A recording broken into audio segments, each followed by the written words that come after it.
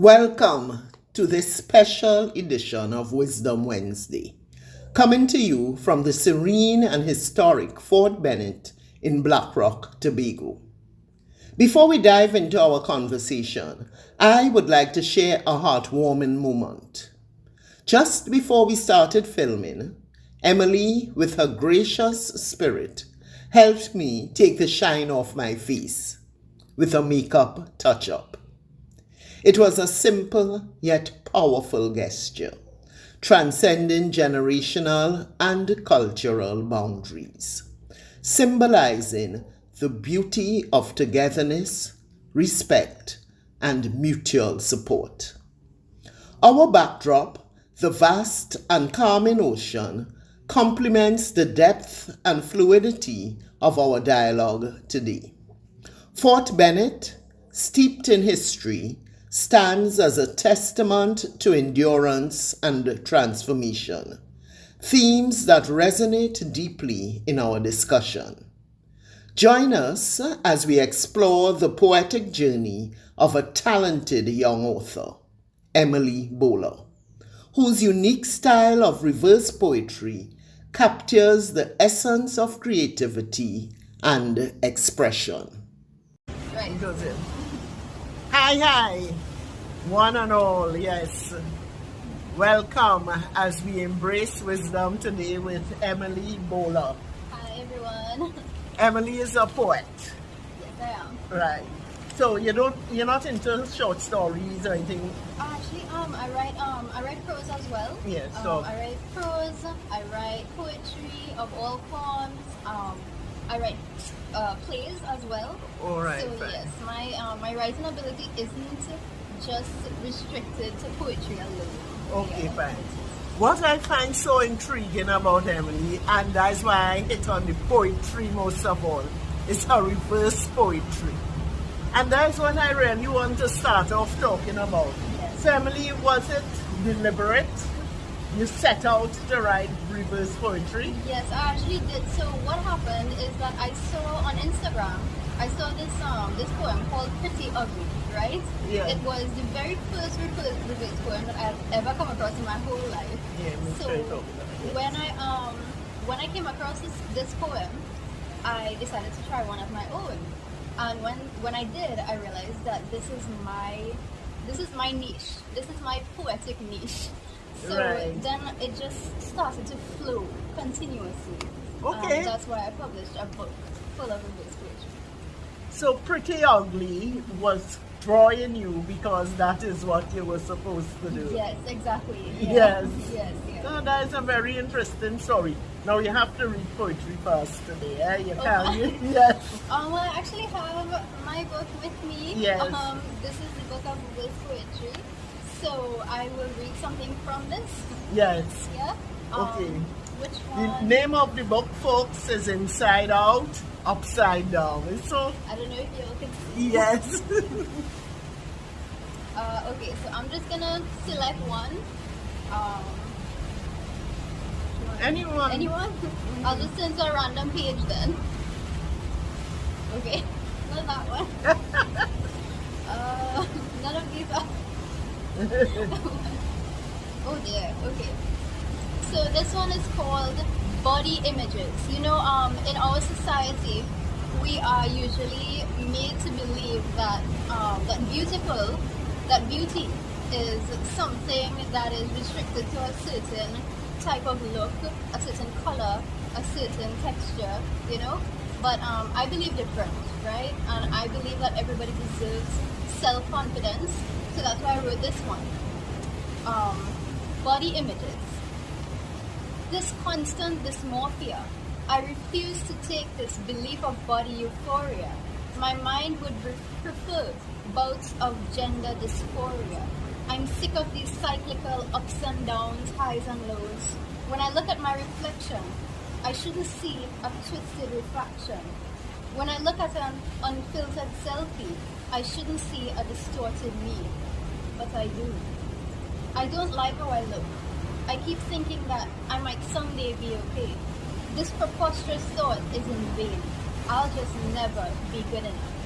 So from this perspective, you see the broken spoken image of a woman or anybody actually. She's looking at herself and she's seeing herself so distorted because of media, because of social media, right? So now I'll read it from the bottom to the top.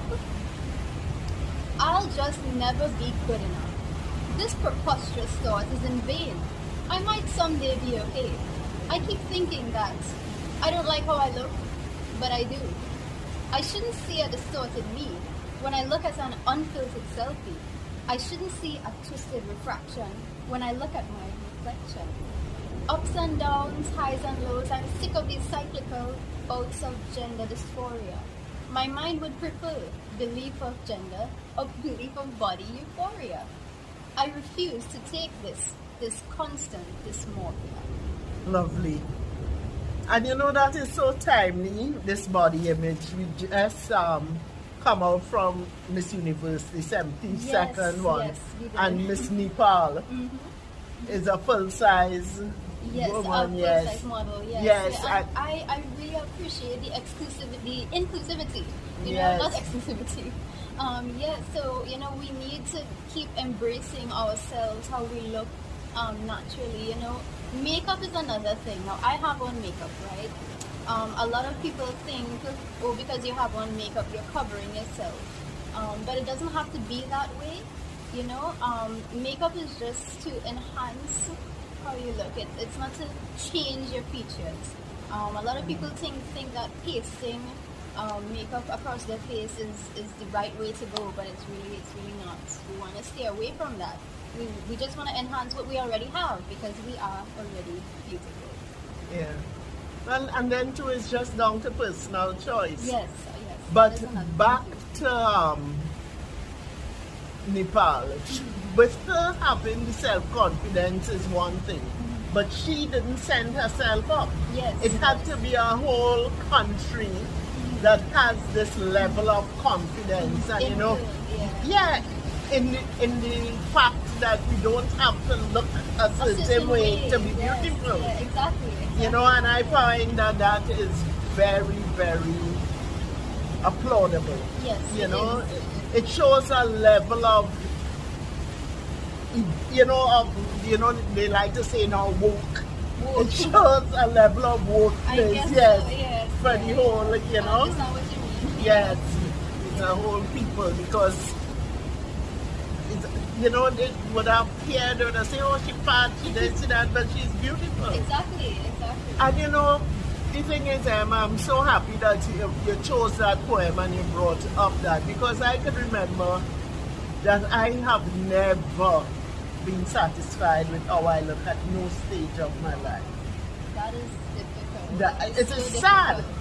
difficult, So I'm at 65 now, you're realizing how many times when you look back and you see all these beautiful pictures of yourself, slender. Exactly. You and all, appreciate yourself. yes. Yeah. And we always find fault. So folks, I suppose one of the messages Emily bringing us today is that let us appreciate ourselves as we are. Exactly. Love yourself. Yes, let us love ourselves. So what initially drew you into poetry? Okay, so that is actually a very difficult question because I have been spouting poetry since I was a child. It's just something that came naturally to me, I guess. My mom would write down little bits of poetry I would be saying as a child. Right. And as I grew up, I just continued writing, I just continued working at it, and I just kept building on my skill as a writer. So, okay, that I call this program Embracing Wisdom. So then wisdom comes in all forms. It's not something that we search out to. It's something that is inborn and, as you say, wells up from within, you would say. It's also, I believe wisdom is also influenced and absorbed. Yes. Because we learn from previous generations, Right. At the Writers Guild as well, I would take in how the older folks would read, how they would write, and I would absorb this information. I would absorb this style, and I would learn from it. So I believe wisdom is, yes, it is inborn, and it's also influenced. Yeah, but to take influence, there has to be something within Innate to desire, take. You know, yes. if we have a saying, she don't take telling, he don't take Oh. telling. Yes. So sometimes people, they don't have the wisdom to understand that they need to aspire to be wise. You know. I understand what you're saying. Yes, Yes. yeah. Because She's right, she's right. some people feel that they have it all, they don't, you know. And sometimes we don't realize that something that sometimes we see something before us, but there is always something below that, underneath it, Reading that's between the supporting lines. it. Yes, that, you know, that if it wasn't for that thing that we are not seeing, what we are seeing would not be. Yes, yes, I understand what you're saying. Yes. Yeah, I agree. Yes. So, I'm still fascinated by this reverse poetry. What the process of writing reverse poetry looks like. So the very first thing I do when I'm writing any poem actually is Yes. it comes from a certain thought, or maybe something that just happened. You know, it just starts building itself in my mind, and I write one line. Yes. One line. That is the hypothesis probably Yes. of my poetry. And then from that, I would just keep writing and writing, and then before I know it, I'm writing a reverse poem. Right. Or I'm just writing a poem. So, this one line, is it the first line, the last line, or a line in the middle, and you could go? Could be either. Yeah. Could be either. Yeah. Writing is such an abstract concept. It's such a complicated process. You know, it could go any way, and it really depends on the writer. It depends on his. Yeah, because for instance, me, when I'm writing, okay, I start with something. Sometimes what I start with don't even have to end up in the final draft. Yes, exactly, and that's You know. especially true for prose. Yeah. Prose, yeah. Sometimes you start off writing on one idea, and then you know, in the middle of this idea, you realize, wait, I could write about this. Yes, it evolves. Yes, it evolves. You know, yeah. it leads you into something else. That is so like life. That's why we just have to just embrace it all, you know. Embrace it all, exactly. Yeah, because we see something and it's not a matter, oh, why did this happen to me? I don't want this. But if this didn't happen and you were forced to walk this path, you would never get. Where you are. Yes. Exactly. That's actually one of the top pieces of advice I ever give people, because a lot of the time I notice people whining about something that happened or something that didn't happen. And in reality, it's like we don't have a control over life sometimes, even though we want to, even though we desire that control. It isn't always so. So that is what we have to do. We just have to embrace life as it goes, embrace life as it flows, and just make the best of it, you know? Yes. What sort of challenges do you face as a writer? Challenges. One thing I have noticed about being a writer is that not everybody would see things from your perspective, right? So you might write something a certain way, with some kind of prolific thoughts that you Yeah, had, yeah. and when you put it out there, the masses don't like it. Yeah. You know? Not everybody have good taste. Exactly. Well, yes. Don't worry, don't worry about it. Yeah. But I think that goes for any kind of creative expression. Yeah. So, okay, I understand that you have your work compiled, you say, in one of the world's largest anthologies. What is Yes. it? I don't Right. think that I am aware of it. Tell me Right. something about that. Okay, so as far as I have been experienced in writing and the world of poetry, I find that India tends to have a lot of movements when it comes to poetry and writing. they love to compile poetry from random different authors all across India and across the world, so globally, right? Right. In 2021, I believe, the author Hemant Bansal, he decided to compile the world's largest largest anthology. Yeah. Sorry. And I was lucky enough to be invited to that compilation. I submitted, I think, 2 to 5 pieces of poetry in the book that he entitled Stardust, and yeah, so that's how I ended up there. Right, that's great. Yeah, he noticed my work on Instagram, and that's how he invited me. So it was a really good opportunity. So you have a direct link with India, because I see that you have Yes. 20 other. More than 20. More than Yes. 20. I have Oh. various certificates of participation, certificates of outstanding talent from these Indian publishers. So Okay. yeah, that is why I get recognized most of the time. Yes, because that we don't have that Those sort of kind of thing things. yet. Yeah. And that is why I turned to the Writers Guild, because I realized that this is what we are trying to build as an Yes. organization. Yes. Right? And I want to drive that. I want to Yes. be part of that. Yes, So, yes. yeah. Because it's encouraging, when other people put work out there.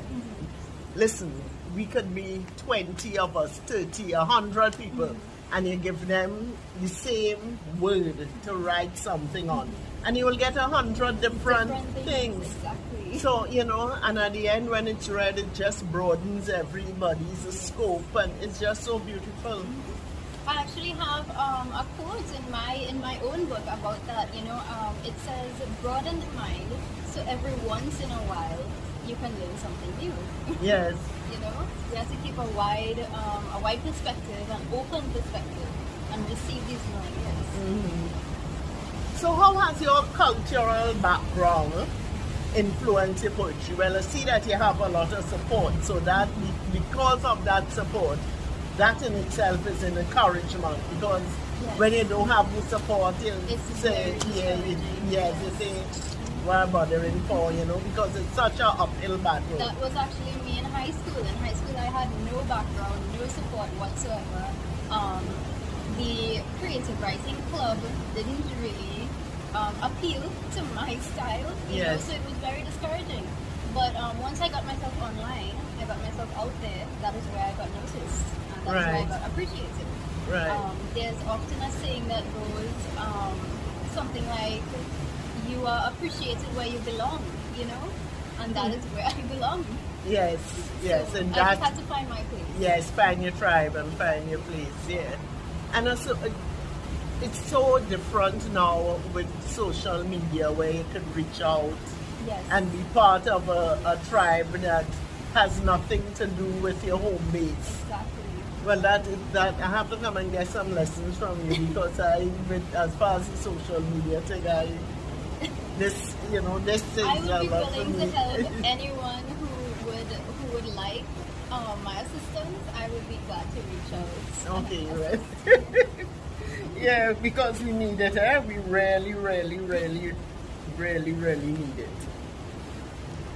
Hello, Lois. What kind of advice, what you would say to writers? Aspiring writers or seasoned ones. Well, aspiring and then Aspiring. even seasoned, I was... To aspiring writers, I would say, don't be afraid. Don't be afraid to put yourself out there, because if you don't try, then there's no chance, right? You have to take the risk, you have to take the leap of faith. If you don't take the leap of faith, then you'll just stay stagnant. You just stay where you are. You'll stay without support, without a background. Yes. But if you put yourself out there, eventually someone will notice, and you will find your tribe. Right, yes. And for the seasoned one, For the seasoned writers, just- I would say keep writing. Yes, Keep writing. We do appreciate it. yeah, but I suppose it's much of a muchness. When I say much of the advice, because you just have to keep at it, Yes. keep going, keep going. Sometimes that brings me to another thing I was thinking about, which is writer's block, right? Yes. We all suffer from writer's block. But as I like to tell people, even seasoned writers, writer's block is our self-defense mechanism so that we don't suffer from writer's burnout. Yes. So we don't overwork our brains into this scheme of poetry and appeasing the world. You're writing on a schedule, you're writing to impress others. I'm actually working on a poem right now about that. Yes. So yeah, writer's block isn't a bad thing. That actually ties into what we were saying before about embracing life as it flows. Yes. Don't force anything. The thing is, with that theme what you're talking about with writer's block, when you're doing anything, writing is something, is an inspiration. So that comes from the spiritual realm. We don't know where it comes from. And if your body is not sufficiently rested, if you're not sufficiently in tune, a calm mind and everything, that in itself is a block for the flow of for things to move smoothly. We just need the rest before things start to flow. That is true. So yes, my other piece of advice for seasoned writers would be that take a break when you need it. Don't be afraid to come offline every once in a while, to recharge, rejuvenate yourself, because we need it. So that is what our souls need as creative people. This is such a beautiful evening, folks. We are at Fort Bennett. This is in Black Rock. Yeah, you need to come in. I think you're a little right. Good. We're in Fort Bennett in Black Rock, and the ocean is roaring. So, what sort of hobbies and what thing you do? What inspires you to write? What triggers you? What is Basically, everything inspires me to write. Everything that is beautiful, everything that is full of life, everything that is prone to death, everything. Right. All abstract concepts lead me to poetry. Right. And you mentioned that you have written plays. Yes. Yeah. Well, actually, it's more of a casual hobby, writing plays, because I never actually put any out there. But I have been practicing script writing. You know what? The next Writers Guild stuff, we're going to be performing one of your plays. Oh my god. Yes, that is a challenge. You're going to do that. Okay. We're going to do that, yes. One of the... That would be exciting. Yes. This is so... Oh, lost up here feeling so good. Yes, so good. So, Emily, I don't want us to sit down here chatting about all sorts of things, remember. Although I'll put it in the description. But you could tell people too where to find your books on Amazon. How many books you have published? I have two books published, self-published on Amazon. Yes. However, this is the only one that I have under my actual name. The very first one I did, it's a compilation of 22 regular poems, regular poetry. But I was taking the leap of faith. I was taking yes, you did it. It's yours, yes. So you're under a pen name there? A pseudonym, yes. Okay, what name could they find you under there? Elizabeth Beckham.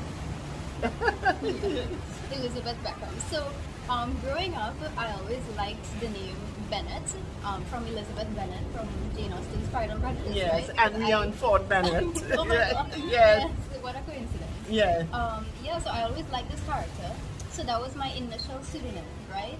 However, when I was ready to publish my first book, I realized that there was already another author under that pseudonym. So I just changed Bennett to Beckham. Yeah. Yeah, so that's So, what I did. you're a fan of Beckham, the footballer? Everybody thinks so. Everybody thinks that. Yes. But I actually did not know that this guy existed. That was just the funniest thing ever. Yes, because from the time I heard that, I said, You're boy, thinking yes. David Beckham. Yes. I did not know who that guy was. Until Everyone started asking me.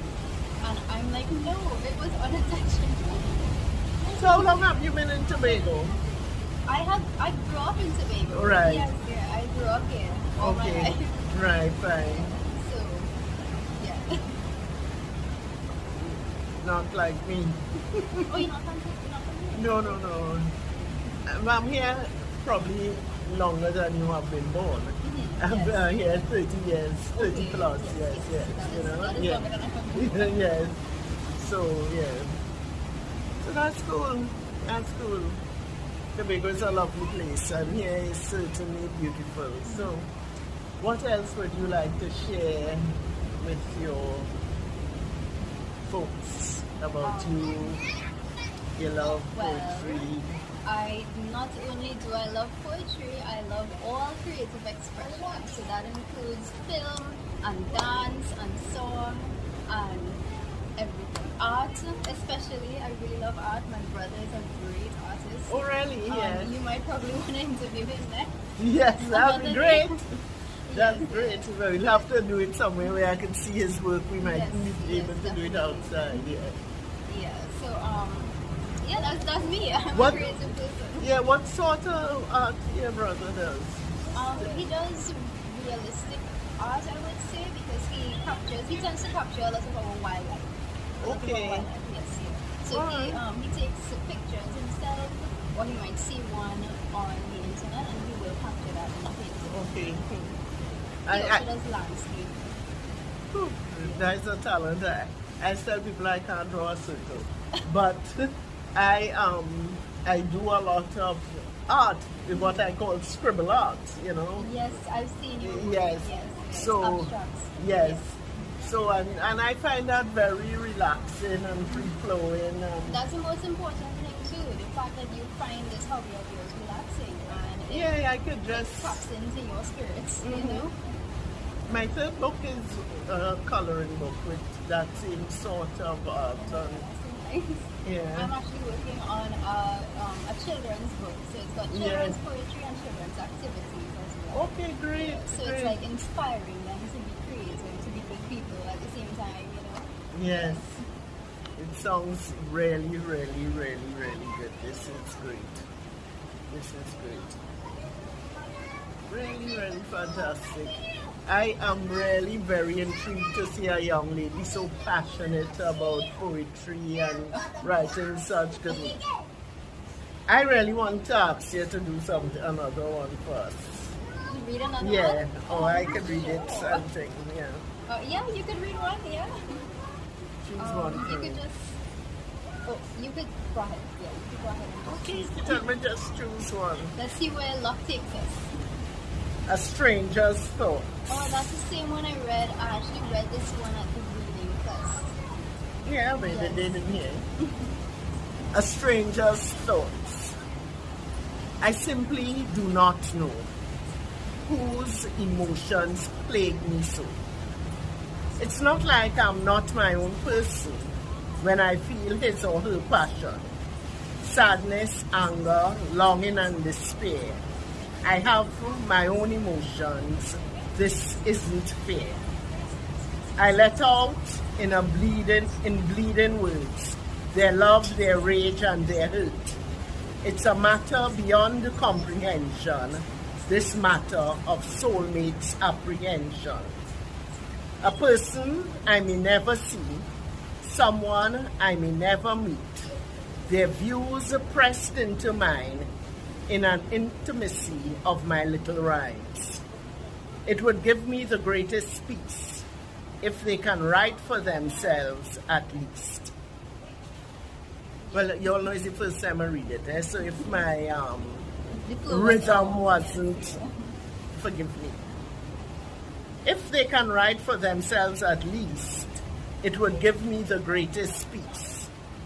In an intimacy of my little rhymes, their views pressed into mine. Someone I may never meet, a person I may never see. This matter of soulmates' apprehension, it's a matter beyond comprehension. Their love, their rage, and their hurt, I let it out in bleeding words. I have my own emotions, this isn't fair. sadness, anger, longing, and despair. When I feel his or her passion, it's like I'm not my own person, whose emotions plague me so, I simply do not know. A stranger's thoughts. I'm sure when I listen to that, I'll say, oh my God.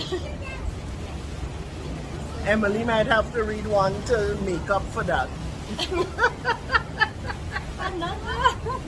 Another. Yeah, why not? For the poor reading. Oh dear. Okay, we're gonna go with when you learn to love. Because Right. some people tend to think that love is a burden and love is bad and all it does is hurt you. But I think that love is universal. You know, you could love your neighbor, you could love your friend, you could love anybody. And it could just, as long as there's good intentions, you know, Yeah. there's nothing to be hurt about. Yeah, love has nothing to do with how the other person reciprocates. In other Exactly. words, it's It about comes what from you get, you. It comes the from pureness of what you get. you. Exactly. I Alright. strongly believe that. Okay. So when you learn to love, love is just a huge pain. No one can convince me to say that I have feelings other than disdain for this feeling called love. You know, I think now that it's better to have no one to feel for. And it's very unfortunate when you think that love is worth something and something more. Now I believe in this. Kindness and compassion will only hurt. It's simply immature to think that these things in life will help you. I honestly think now that having trust and love is a mistake. What I once believed is untrue. Love is a beautiful, powerful thing. So from this perspective, you get how there's just a bunch of negativity and toxicity flowing from this person, right? And in the artwork, you can see there's greenery growing from the heart when we read it from the opposite perspective. Love is a beautiful, powerful thing. What I once believed is untrue, that having trust and love is a mistake. I honestly think now that these things in life will help you. It's simply immature to think that kindness and compassion will only hurt you. Now I believe in this. Love is worth something and something more. And it's very unfortunate when you think it's better to have no one to feel for. You know, I think now that for this feeling called love, I have feelings other than disdain. And no one can convince me to say that love is just a huge thing. Fantastic. I'm almost tempted that I'll probably edit out my reading. You don't need to do that. It No, wasn't yours that is bad? fine. You know, it wasn't that bad. And you captured the essence. You still captured the essence. It was fine. Okay. So Emily, I don't know what else you want to sell and leave and say and make sure it have little clips in it that you can use. Keep writing. Yes, okay. That is certainly a good. Keep writing and come visit Fort Bennett. Yeah, Fort Bennett is really beautiful. Let me come all the way to Mr. Sunset. yeah. Gosh, look how gorgeous that looking there now. As we conclude our inspiring conversation with Emily Bhola, it is evident that her approach to poetry is more than just words on a page. It is a reflection of the power to transform. Emily's work, reading beautifully both forwards and backwards, serves as a metaphor for our own thoughts and perceptions. Just as Emily skillfully reverses her poetry, let us take a cue to consciously reverse any negative thoughts that arise in our minds, turning them into something positive and constructive. In doing so, We honor the essence of creativity and the spirit of change, both crucial for personal growth and collective harmony. Thank you for joining us on this journey of discovery and inspiration, right here in the embrace of Tobago's natural beauty.